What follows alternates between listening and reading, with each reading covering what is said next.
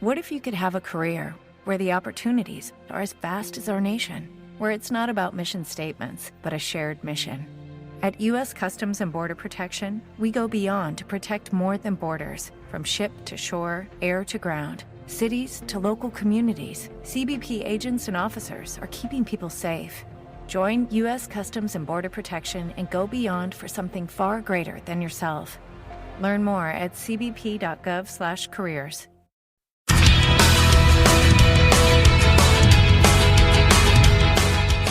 Hey everyone, today's guest is Tony Lovato, lead vocalist and guitarist for the Chicago, Illinois punk rock band, Mest.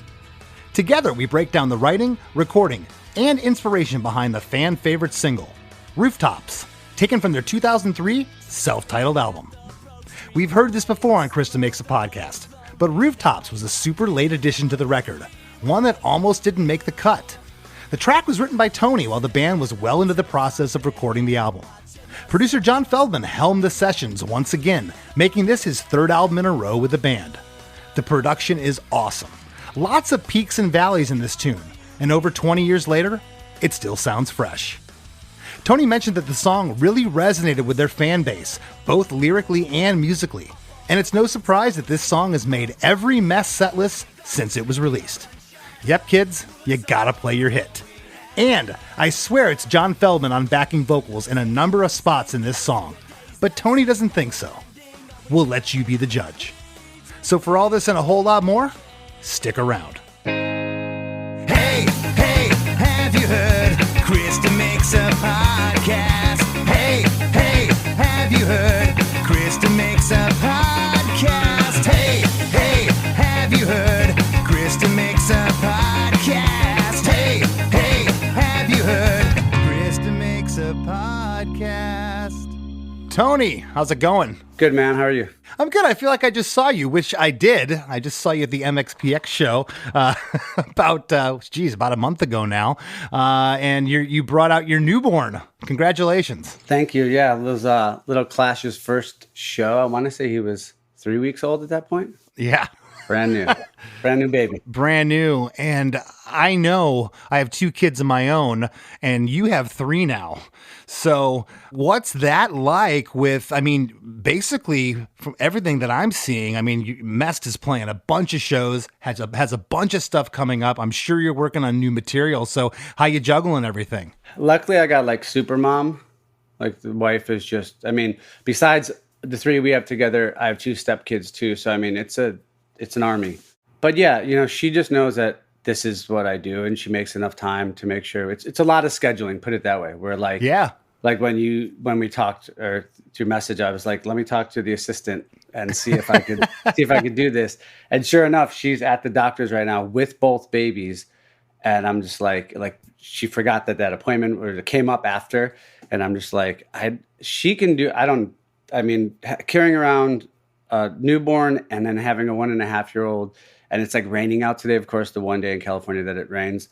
And I'm like, all right, babe. I'm like, good luck. Hopefully everything turns out okay. But yeah, she's super mom, man. She's great. That's awesome that she stepped into that role. And I will say, I've said this to my friends, and, all of us, we were young 20 years ago. We were running super hard, but I didn't have the same energy then. I wouldn't have been able to do what I do now then. And I probably could speak for you too. It's just, it takes some clarity, I think, in growing up for sure. As well. Yeah, it definitely, you have to prioritize your time, and the drinking has to be less, at least when you're at home. Like hangovers don't work with 5 kids. So, no.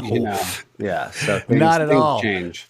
Well, going back 21 years now to 2003, Rooftops, the song we're going to talk about today, was the second track on Mest's self-titled 4th studio album. June 10th, 2003, you guys were out on the Warped Tour. With you guys. Yeah, got to spend the whole summer with you. The record peaked at number 64 on the Billboard 200, and this was the 3rd record in a row that you had John Feldman Feldman come back. And I got to ask, Wikipedia has let me down many times, Tony, Yeah. but John Feldman was credited as a producer along with Young MC. Young MC, yeah, which is crazy because right before the 2020 pandemic, the last show I went to was a Young MC show. Okay. So is this a real credit? It's a real credit. Yeah. Young MC, but it wasn't on Rooftops though. He worked on the previous record.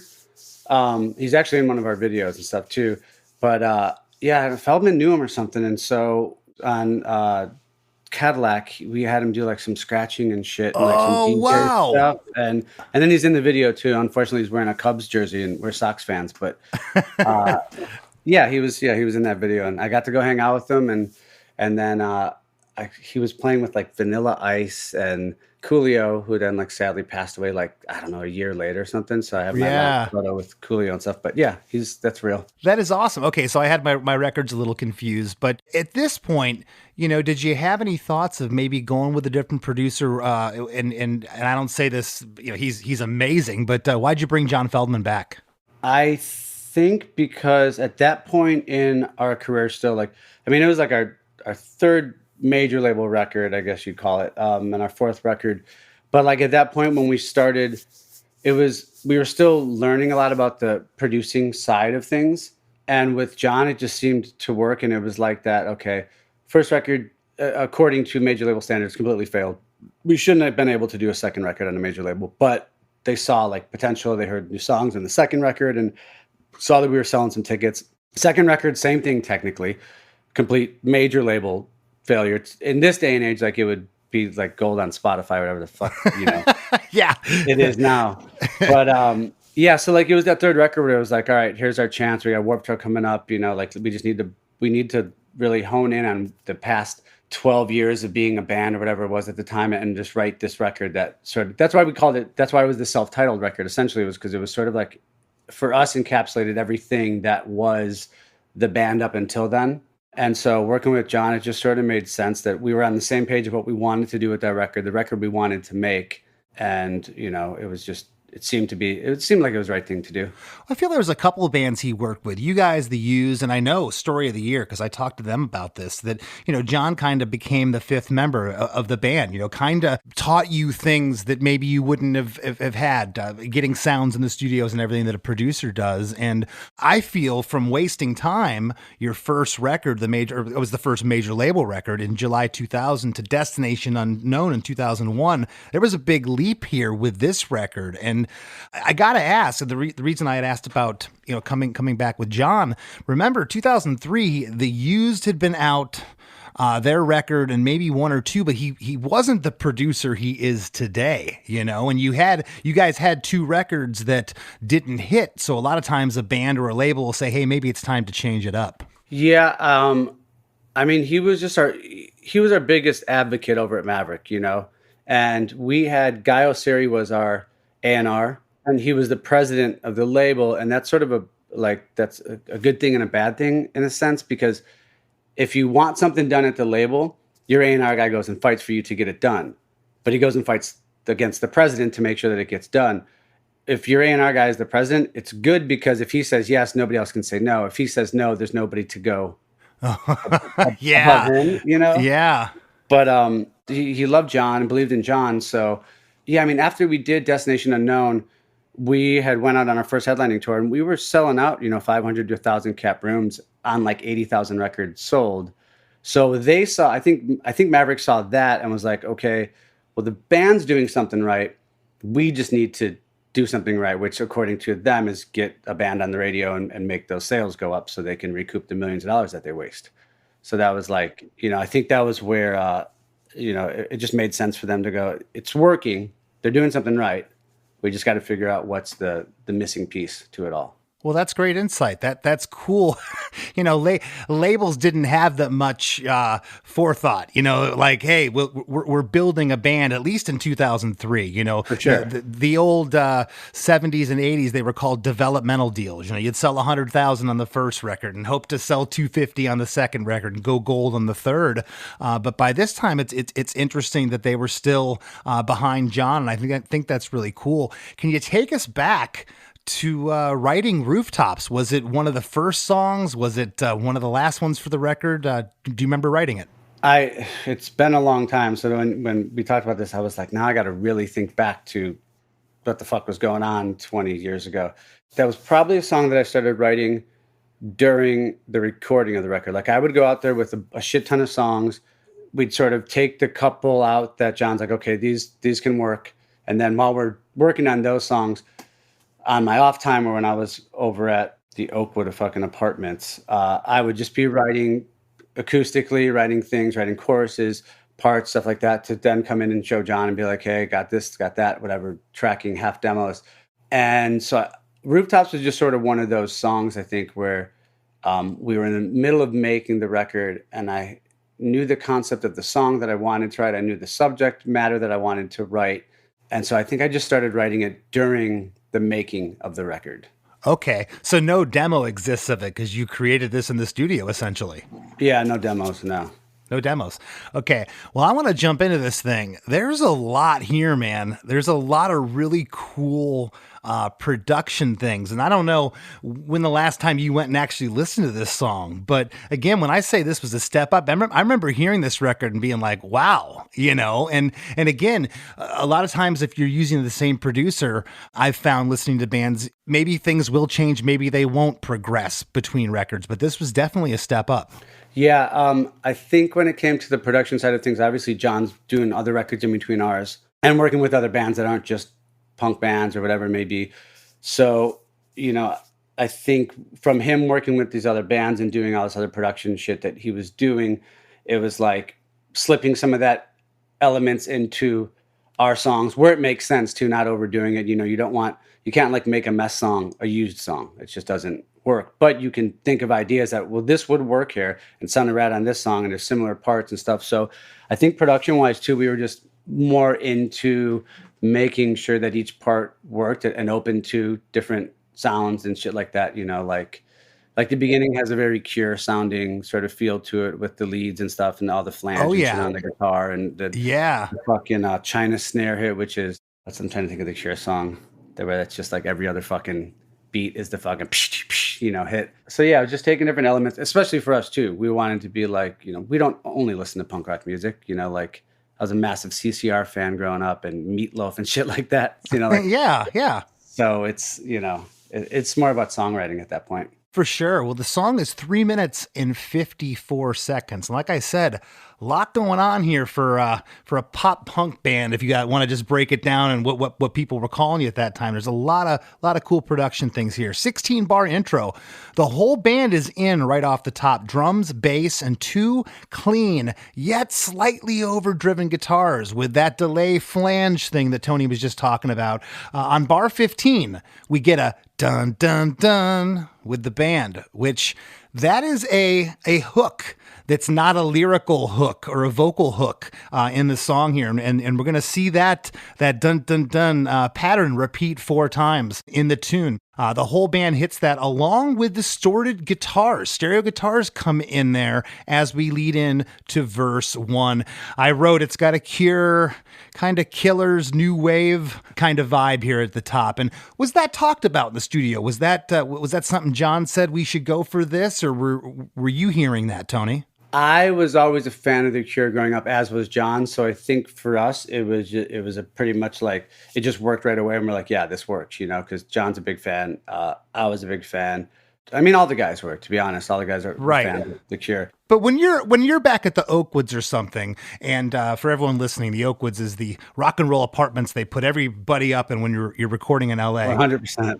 Yeah, all the kid actors are out there and hanging out. Yeah. But when you're there with your acoustic guitar, I mean, you're just, you know, or wherever you were in the studio when you were first coming up with this, you were just playing the chords, the chord arrangement. Right. Okay. Do you remember when you first had the light bulb go, hey, this should sound like this? When we first did the intro, in my brain, it was more of just that beginning driving part. And in my head, it might have just been like driving right from the start, you know? Well, here's the thing too. The song wasn't going to go on the record at first either. So it took a lot to get it on the record, which part of it would be when I would have an idea or a song sort of sitting around with some acoustic guitars and sort of playing them.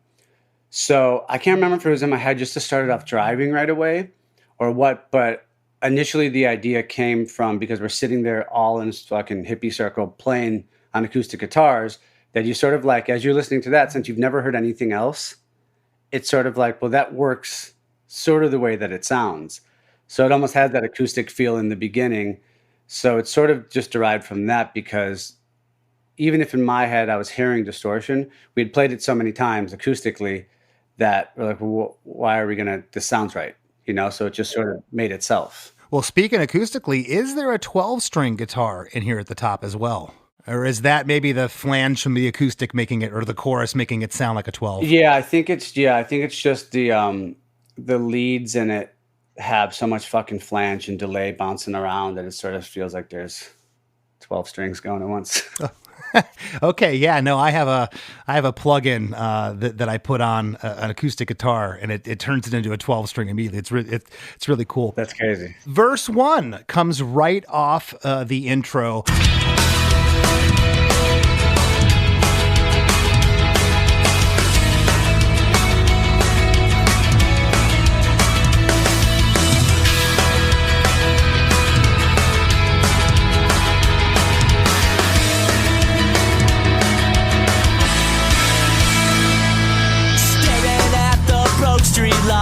Some of those lonely nights, I didn't know if we would make it through.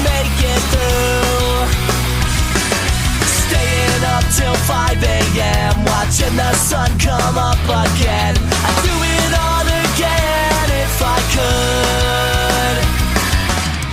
could. Staring at the broke streetlight, some of those lonely nights, I didn't know if we would make it through. Staying up till 5 a.m., watching the sun come up again.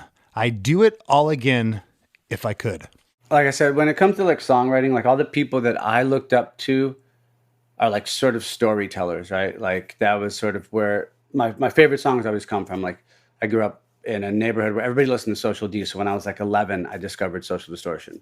So I'd hear all these songs and he's like singing about his neighborhood and like, pool halls, now 7-Eleven, stuff like that. And I grew up in a small town essentially that was established before Chicago even, on the south side of Chicago. So it's like generations of families and stuff. So like, every name of the families around. So I always heard my neighborhood in those songs. And so when it was sort of time to tell my story of my life, and especially at that, I was, almost 23 years old at that point. For the most part, like the kids that grew up on the block with us, besides the ones that were still either living with us or going on tour with us, people had sort of started to go their separate ways a little bit.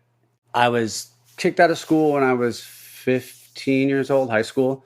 So it was the concept of reminiscing. I grew up on a dead end block where everybody would come hang out. I mean, there was like, 20 kids a night just hanging out. And that was like me, cousins, best friends. It wasn't like just random people. It was like, that was the kids that lived in the neighborhood that we knew since we were 6 years old.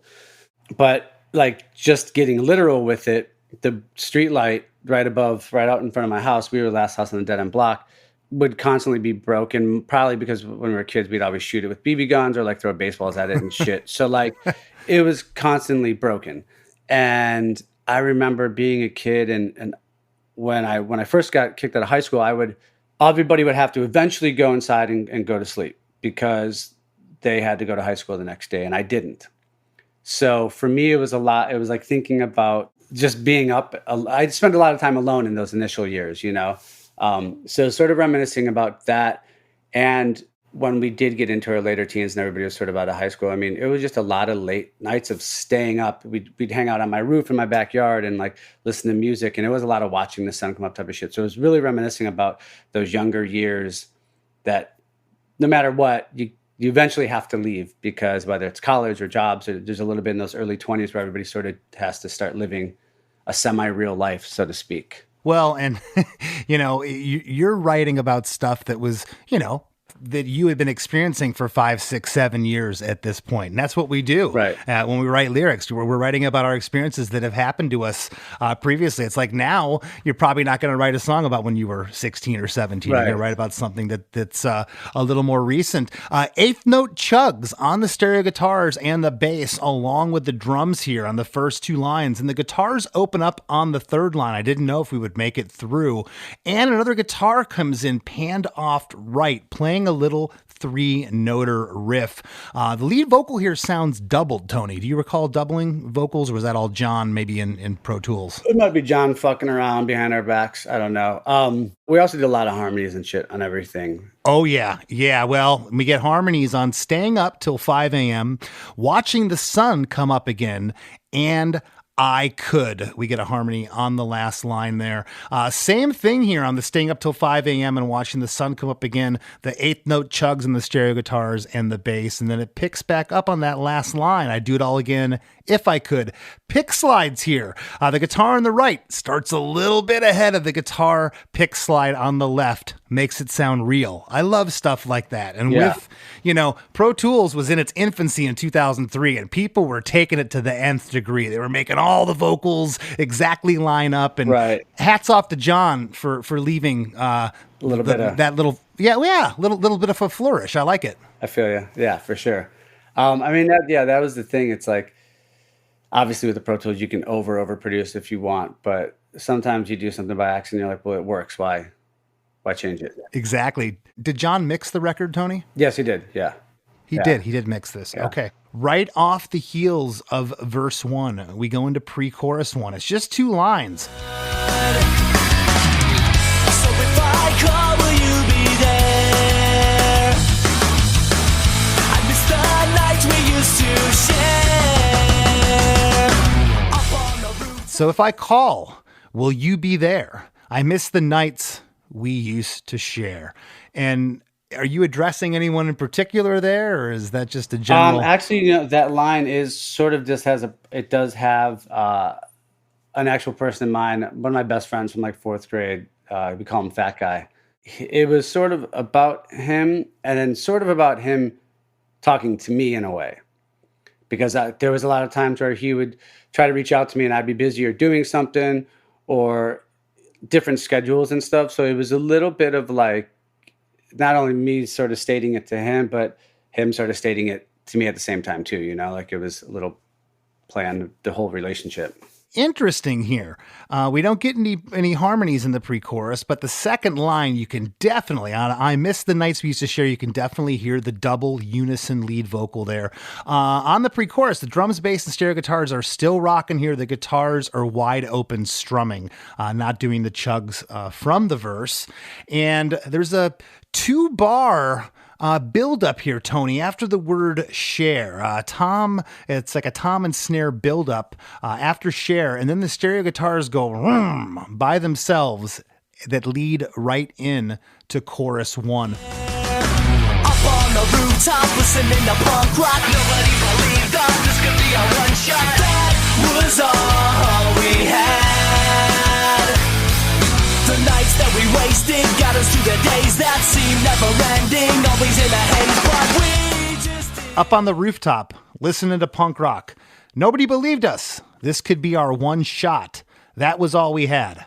The nights that we wasted got us through the days that seemed never ending.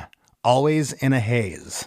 I remember talking to a lot of people about this song, and it was like, they sort of said like it became their sort of summer anthem, and they related to it, even if it wasn't like, even if they weren't initially hanging out on a rooftop, which we sort of did in a way. That's where my garage roof. Could be a porch or whatever. Right. But it was sort of that concept of just like sitting around, hanging out, drinking with your friends. And then it sort of goes a little bit more, because obviously it's like you said, face value, like it is what it is.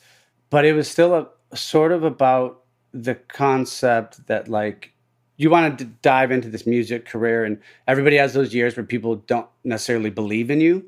And it was sort of like that thing of like, well, we believe in each other. So as long as we have our group and everything, like we're going to be good, like obviously when we started this band, it was just for fun. And then this is 10 years fucking later where it's actually becoming a big part of our lives. So it's sort of just about sort of talking about the people that didn't believe in you, you know, like the people that sort of, oh, what's your plan B, that type of shit. So it was sort of just about, I guess, the concept of believing in yourself and sort of like your own, you know, your own rooting anthem, so to speak. Yeah, and again, I think that definitely younger kids could look at this, especially I say kids, people in their early 20s. I mean, I know I was playing in the band at that time, but I was confused about life. I still had my parents saying, "What are you going to do? You know, sure. what's plan B?" It's like plan B. It's like, is there any beer left in the van? I mean, That's plan B. that's plan B. Chorus 1 here, the band goes halftime. Stereo guitars and bass are playing these staccato chug chugs. On the line, nobody believed us. This could be our one shot. The lead vocals go distorted, kind of processed, panned off slight left. The next line, that was all we had. We get a lone harmony there in this chorus. And on those 2 lines, it's really cool. An extra pair of stereo guitars come in. It's really subtle. It's not like it's super loud, but you can feel it. You can hear it, but you can more so feel it. The lead vocal here in the chorus is definitely doubled. You can hear it. It doesn't sound bad, like a bad double. It sounds it just makes the chorus sound big. On the line, always in a haze, we get a pick slide panned off right. And then that takes us right into what I'm calling the post-chorus, Tony. This part's awesome. I don't really consider it part of the chorus. But we just didn't care. No, we just didn't care. But we just didn't care is the lyric. No, we just didn't care. Yeah, it's funny hearing you break everything down like this because that's the way my brain works too. But yeah, I mean, for me, when writing choruses too, there's always like, when you're writing a song, you sort of start writing parts. And I think especially when it comes up to the chorus, you can write a chorus and you know, like, does the chorus need a pre-chorus? Does it need an outro? Like, is the hook there within the chorus that you're done at that point, you go in the second verse. So I think when writing this song, it was like, you're right. Like that isn't part of the chorus. That's the outro of the chorus. So it's like, there's a verse, there's a pre-chorus. Then there's, you know, the main chorus. And there's like all those little parts for me. It's like when writing a song, I've always liked the concept of like the roller coaster, the adding of production to each part and, you know, making sure that the song builds. Yeah. As it goes on. So yeah, I mean, to me, that was just like, you're saying all this shit in the chorus, and then you got to sum. To me, it's like summing up something, and to sum up my thoughts of what I was trying to say. That those last 2 lines in the outro is just being like, we really didn't give a fuck what you thought, you know. Like that was like we didn't care. We were just kids having fun. This is what we were gonna do. This was the like chapter of our life that was okay to be doing this. Yeah, there was no plan B. Right. I still don't have a fucking plan B. So we have to figure that out. I love it. Well, I think the reason, Tony, I separated this as a post-chorus is because the band is no longer going halftime. Right. So we speed back up. The bass tone and the bass part is ripping on the first Didn't Care. It's just awesome. I love the tone there. And on the Just Didn't Care, great harmony there. And then the whole band, just like the intro, does the dun, dun, dun. Yeah. We get those 3 hits again, which I talk about this a lot on the show. You know, I always thought a hook was a chorus, hit you over the head vocal or a lyric. I think I know what you're going to say right now. Yeah, and this dun, dun, dun happens 4 times in the song. 3 times with the full band, and then you get it just on the acoustics at the outro, which we'll get to in a bit. But I never thought about that until I started this podcast, and I started looking at little things within songs. I'm like, oh, there's a theme there. That happens 4 times. Was that ever talked about, that dun, dun, dun? Yeah, like the big thing for me with songwriting, because I started out playing drums as a kid. So for me, hooks were never just the melody. Obviously, the hook of the song, you have to write a good hook for a chorus of people. That's the simplicity of, or the simple part of writing a song, right? That's what everybody thinks. But for me, when writing a song, you know, I mean, think about that Papa Roach song, that dun dun dun dun dun dun dun dun dun dun dun. I mean, that's the fucking song. Like, obviously, there's all these melodies and shit like that. Or you think about like Enema of the State, Travis's bit, that fucking fill of this snare to the hi-hat to the roll around the kit. He does that in every chorus. And then that type of shit to me is like hooks of a song that are on the instruments. And like to have that type of stuff, I think is super important throughout the entire song. So it's not just about, like if you have that dan dan down, you know that, and you do it a couple more times, and you obviously you can vary up different parts of it, change it just a little bit, but to have hooks within the instruments and the music makes so much sense to me because you want to constantly get that shit in your head, you know, and that's always been a big part for songwriting for me is drum hooks, guitar hooks, stuff like that.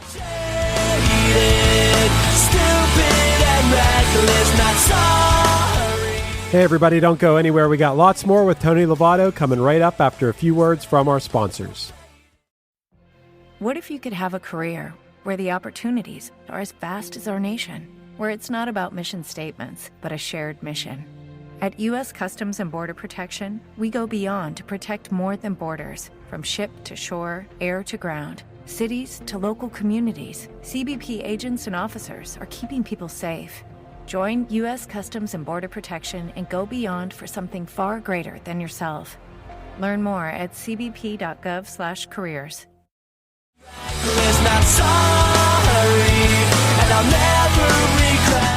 And now, back to the show. Verse 2, right after that dun dun dun we were just talking about with the band, we're right into verse 2. The only place that we could go,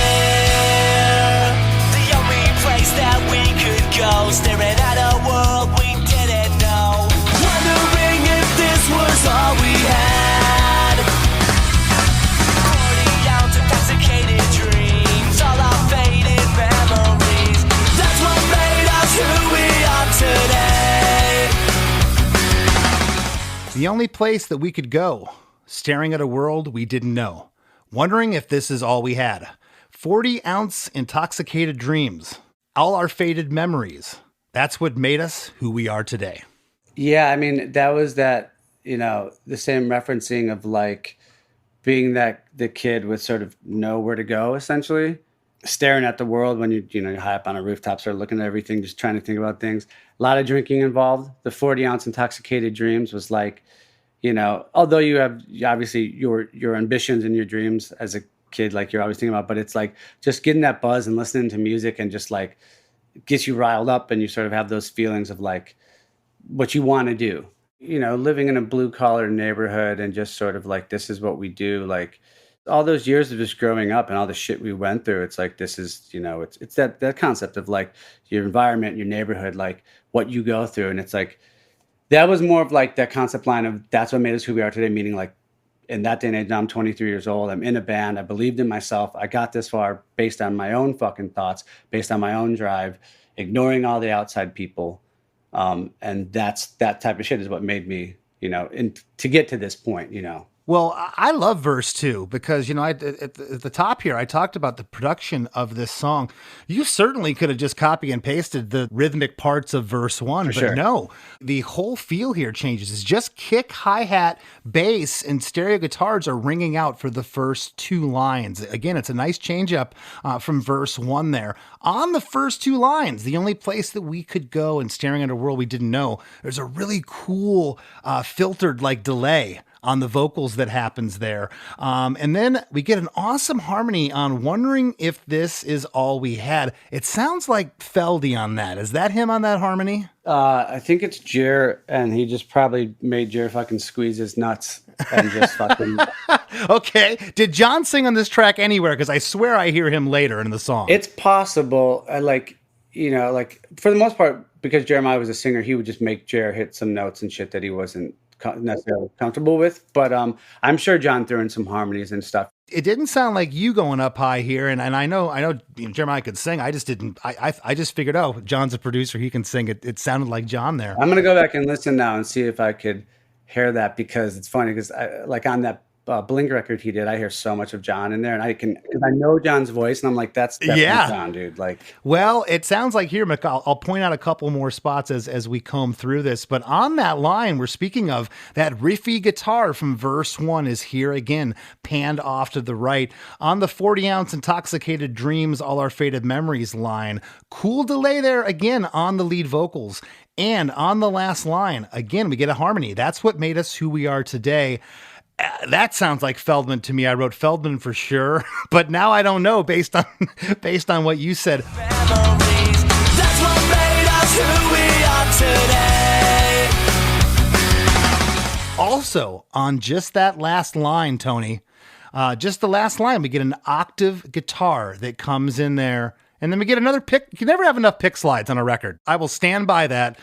We get a pick slide right and left to take us into pre-chorus 2. Yeah, I mean, pick slides are fantastic. And they are when you fuck up live and you can't remember where you're supposed to play or what, if you're on the wrong note. They're great for that. Put a pick slide and you're fucking golden. Yeah, it'll definitely save you. This verse, again, you're writing the chords real quick. I'm sure that at some point the verse might have been like, oh, we're just going to do verse 1 again. How did this come about, changing the whole feel and the whole sonic texture here? Yeah, I mean, like I was saying before, like when it comes to writing songs, I feel like there has to be tons of dynamics. Like it's a fucking roller coaster ride. You got to the roller coaster doesn't just fucking shoot straight the whole time. It doesn't do loops the whole time. Like that's what makes a roller coaster fun.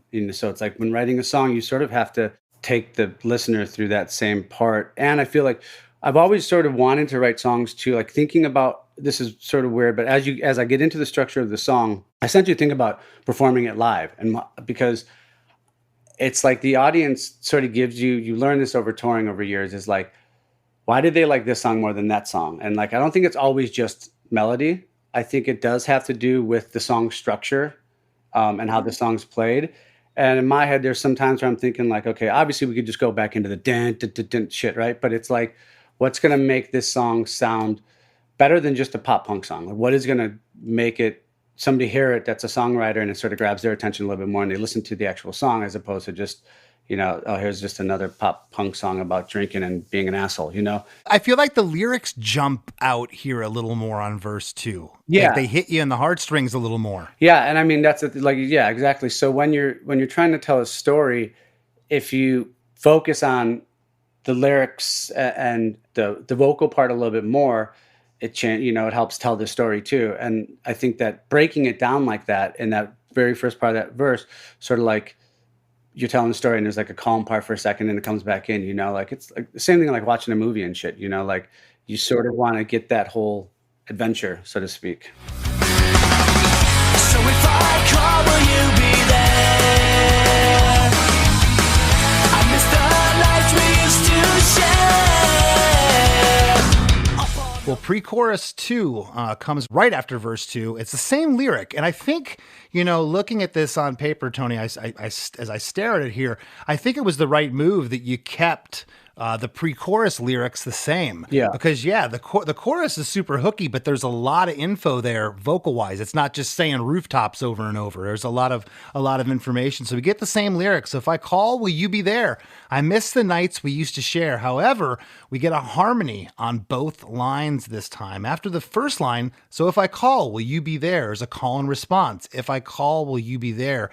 It's a double vocal on this one line only. Right. That is panned left and right. Not a hard left and right, but it's panned. And I swear that sounds like John on that part too. No, it's just a telephone part. Oh, okay. I'd have to listen to see if it's either me or Jared, but that is that concept of, like I was saying, like where when I wrote that line, it was not only about me sort of referencing to a friend, but him referencing to me. So it's sort of like that talk back, sort of like back and forth conversation. Yeah. But yeah, and then when it goes into the last part, I missed the lines the nights we used to share, and it's more of like the screaming out, building up, where you're like, you're getting all of it out of you of like, we want it to be the same but different, and that's what I mean by hooks and stuff, like. Well, no, and this definitely pre-chorus too grows. I mean, there's an octave guitar here that's not on pre-chorus 1 that gives it a great texture. Really cool bass tone here on that last line. I love like some of the little bass runs that are happening before we go into chorus 2 there. And on the last line, I miss the nights we used to share, you can really hear the double vocal here. It's a cool melody fluctuation too on share that you do there. And I can't say it enough. The bass tone there is awesome, leading in to chorus 2. Up on the rooftop, listening to punk rock. Nobody believed that this could be a one shot. That was all we had. The nights that we wasted got us through the days that seem never ending. Always in a haze, but we just didn't care. No, we just didn't care. Same instrumentation and lyrics as chorus 1, basically. On the line, that was all we had. There's a harmony panned off right that sounds kind of processed here. It's cool. It's not on chorus 1. And I know a lot of this stuff happened in the mix. Take us to that point when you were hearing the mix back of this stuff. Were you stoked on where John was putting the effects and putting the stuff? Yeah, I mean, I think initially a lot of that stuff, it was our third record. If he was doing anything like that stuff on the first 2 records, it was, what do you mean you're going to add this? What do you mean we're going to add another guitar on the left side? What, like, you know, it was like learning about proper recording. And like, you know, because when you play live, like John always said, he goes, how you play the song live and what we're going to do in the studio is just different. Yeah. You can capture more in the studio. You can get that vibe. Like live, you get to throw the whole energy out there, which can ride that whole song. But like in order for people to, like as a musician, I can put on headphones and hear shit that nobody else is going to hear because I'm listening for little things that build and add and, you know what I mean, layer stuff. And so by this record, I understood that concept.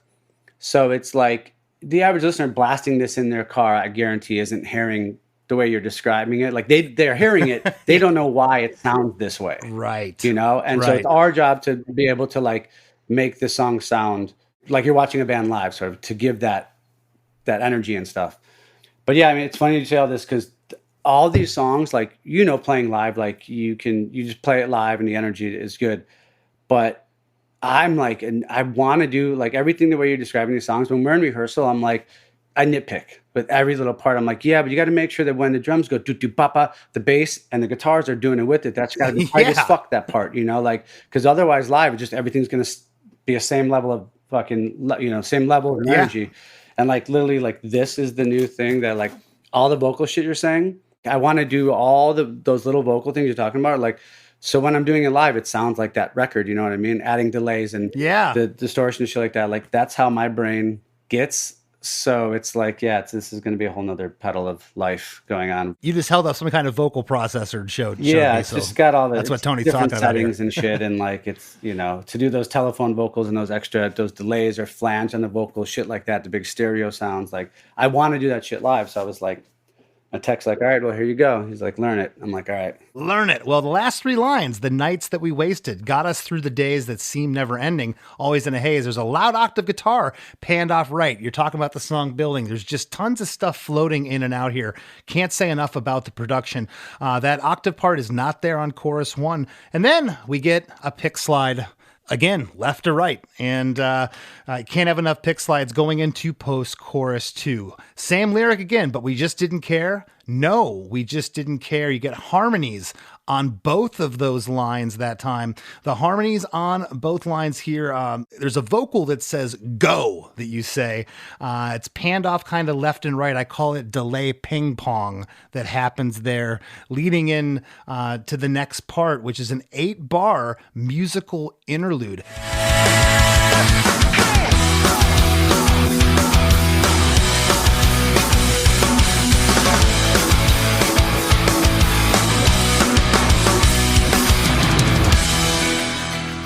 This is the most interesting part of the song to me, Tony, because there's really nothing here. Right. It's drums, bass, and stereo guitars. It's really simple and stripped back production, but I think it needed to be that going into the next part because, wow, you want to talk about just a completely different world. Like you're kind of rocking out to these 4 chords and then you're just into this lush tapestry of sound that happens. Yeah, and like I was saying, that's the part where it's like live. Like when I think about these songs and I'm like, what would we be doing live in this part? And that was one of those parts where you said it is just simple.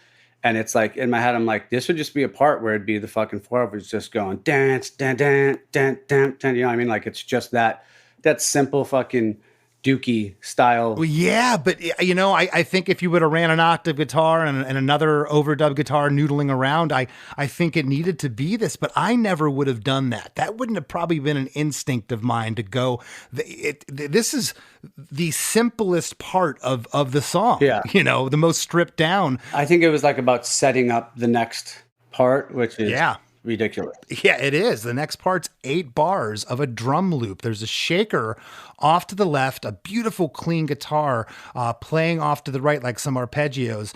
And there's some, sounds like digital fluttering, Tony, off to the left, like this stuff that's happening, some noise maybe John created in Pro Tools. I think so. There's like, it's a reverse delay on the guitars and it's a swell. So when you're playing the notes, you hear the main notes, but then when this reverse delay comes in, it plays the notes too. So the notes will line underneath it. So it sort of like fucks with the air and you can't really tell what it is, but we actually do it live too. Cause we use the Kemper, so you can do that reverse delay thing. Oh, wow. Okay. Yeah, but it's like a stereo reverse swell delay. Am I hearing some really lower single piano notes here as well? I'm sure we layered some piano shit in there too. I mean, there's strings in there too. So we really like production-wise on these parts, we would get over the top with the strings and like layer the musical part first, but then it was like you fill it up. You know what I mean? That wall of sound sort of stuff.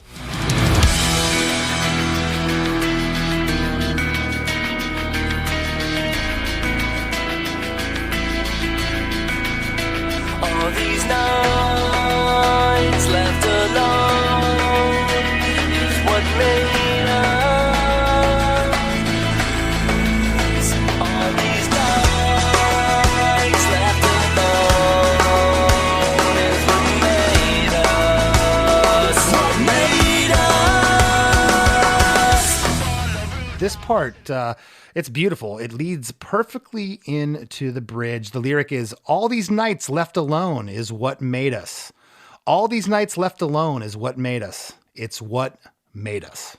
Like I said, my concept for writing choruses too, especially when there's a bridge, I always think like the bridge can sort of sum up the entire song. Like I feel like you're telling the story, and the chorus sort of does that too, where you're telling the story in the verses, and then the chorus has to sort of encapsulate the whole song in a way and what you're singing about in these verses. But to me, the bridge is always like a simplified version of what the song is lyrically. I always try to take it that route, and that sort of, so those lines sort of made perfect sense for me for this like very over like ambient, big sort of bridge. I've looked at it that way before, Tony. It's interesting you said. I've looked at like the bridge of a song a lot of times as like the cliff notes for the rest of the song. Right. You know, it kind of sums up everything. Well, we get some cool stuff here. After the first line, you say made us. There's like a whisper, but it's kind of creepy. It kind of like circles around. It's really, really interesting. That is the same thing, but on the vocals, it's like a reverse swell. So it's the vocals coming back in, and so it's like this of that vocal part, which I used to try and do live, and then I saw it once when it was like a Warped Tour thing, and it happened to be, I think they aired it on like MTV2, and I might have tried to pretend to do that, and it was fucking stupid. So I was like, I'm not going to do that anymore. Like that's a record, not a live thing. Yeah, we try as musicians to recreate things sometimes, Tony, that we just can't pull off. I've been guilty of it.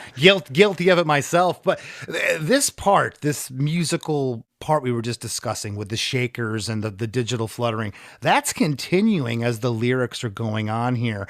After the first line, we get a rim shot panned off to the left with this delay on it. It's like bang. It's just it's really driving. On the line, all these nights left alone is what made us. A marching band snare comes in. Anytime a marching band snare comes in, sign me up. Yeah. I love it because it's leading up. Right. It's a crescendo. Triumphant. It's gonna smack you. Also, we have a synth that comes in right around that line there. On the last line, it's what made us. We get those stereo left and right harmonies on that one line there. And then we're into chorus 3.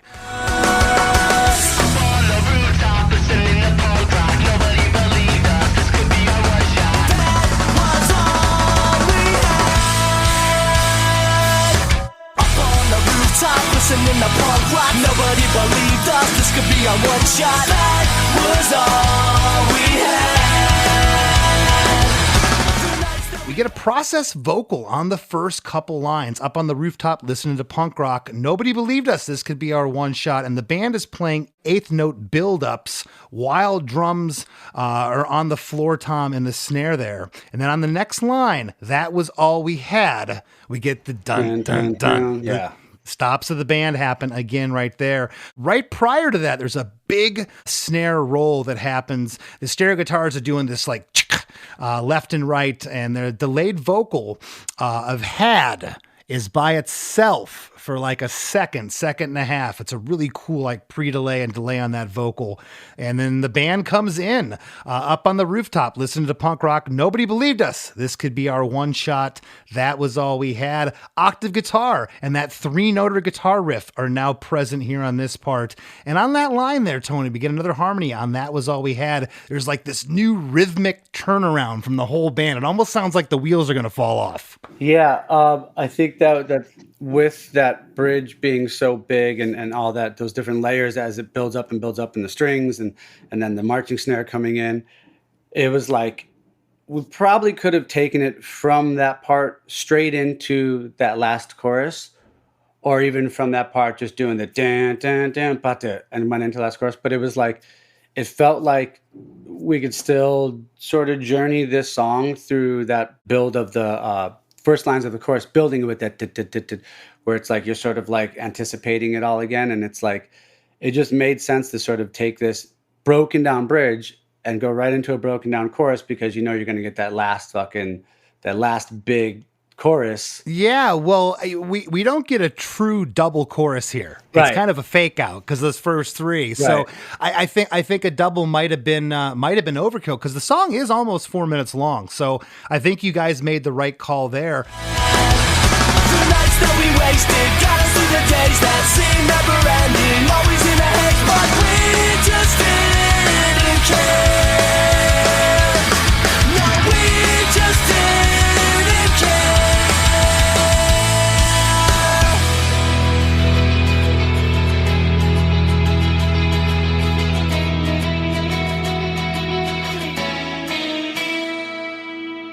The nights that we wasted got us through the days that seem never ending, always in a haze. But there's another octave guitar that joins in here, and the band is not going halftime anymore here. Like chorus 1 and chorus 2, we have sped up. Post chorus 3, harmonies on both lines again, but we just didn't care. No, we just didn't care. And then we get an 8-bar outro of just guitars. There's a strumming guitar panned off left and a clean guitar panned off right. Sounds like this is the part where I thought maybe there was a 12-string here. Do you recall? There's an acoustic there, but yeah, it's probably just the flange of everything that's with all those different, because I think there's an acoustic and then there's an clean electric in it too with those leads, and might have been the acoustic with some chorus or flange on it that makes probably. it sound like it's a beautiful sound here at the end. And then again, the acoustics end with Jun Jun Jun. Yeah, I mean that outro is essentially the intro without the drums and the bass coming and everything. So it was like, you know, like I said, hooks. There should always be hooks throughout the song, but not just the vocal hook. And so like it was like it played out, whereas like, you know, the ending of a movie where you're like watching the credits roll and there's like this music playing in the background sort of thing. And yeah, it just made sense to, you know, to go into that part broken down. It's a great song. I Thanks, man. Appreciate you taking the time to break it down. I've seen you guys play this. I love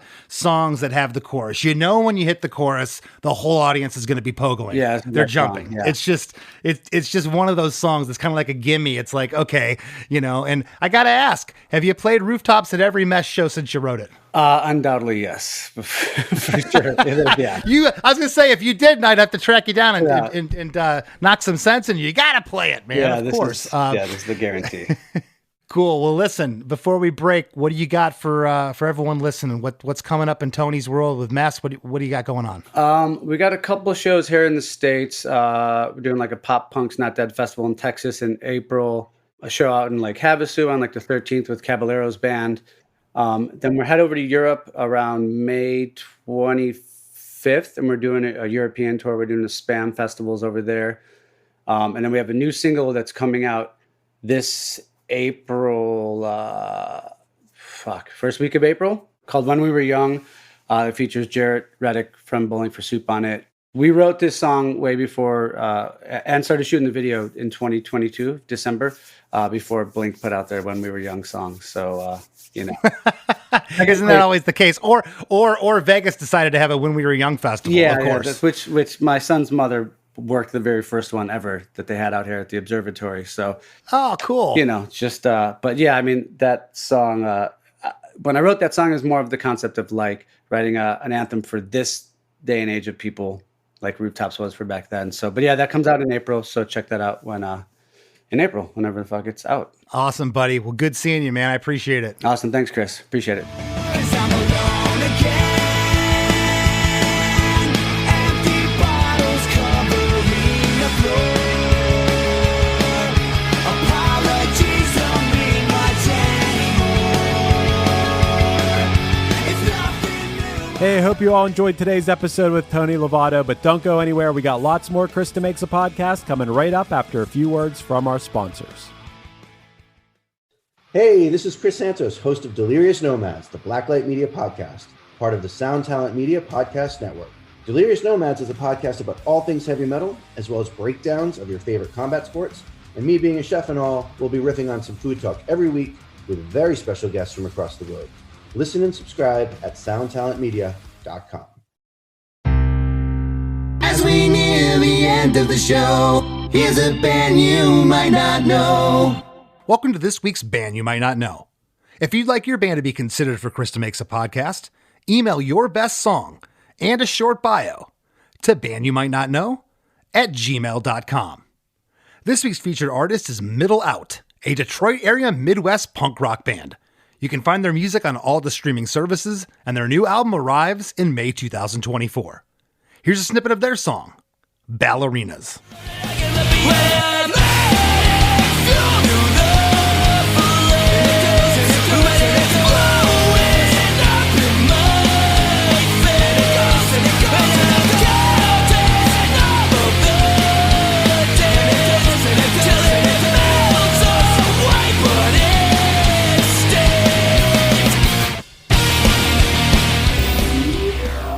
The Wrap with Chris and Chris.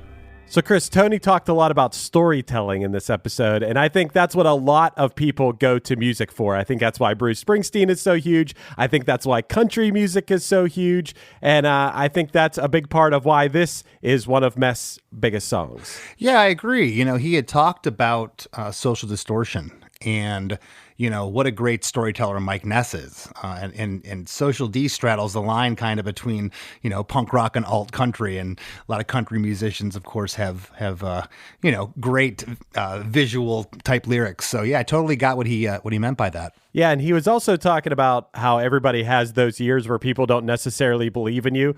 But in this case, when you're in a band, I think you may have experienced this. I know I did. You believe in each other. So as long as you have each other to kind of feed into the belief, you're going to be good, Oh, yeah. It's like anything else. I've had to go play acoustic things with Roger, and they're fun and everything, but you don't have your whole band with you. Or when I go out and play by myself solo, it's, you're naked left to your own devices. But when you got your gang there, your team, you're intact. Yeah, that made me think about how even till today, I actually want to ask you if you ever experienced this, Chris, because, your band's a very popular, well-known band, but are you ever in situations that could be like a distant family member or just like a random person who knows you play in a band, but don't know that you play in like a band, like a touring, worldwide known band? Are you ever in a situation where you kind of have to explain to someone, no, I actually am in a real deal band, but you don't want to sound too braggy about it, but you're still trying to let them know that it's for real? Or are you past that at this point? Kind of past that. I mean, if they, keep asking questions and where do you play? What do you do? Like, how many people do you play for? Of course, I'll divulge at that point. But, a lot of times they'll ask what the name of the band is. And then if I come back and see them again, let's say it's someone local or, where I live. And if I'll come back 3 weeks later to the hardware shop or something, the guy be like, man, I looked you up on YouTube. Oh my God, Yeah. I was just wondering if the moment, we always talk about the moment you tell someone you're in a band, it's always, well, my buddy got a bar where they have bands play, Like no, that's definitely happened. Yeah, man. Okay. You come down and play 4 45-minute sets down at my bar. It's like, Nah, I'm not going to do that.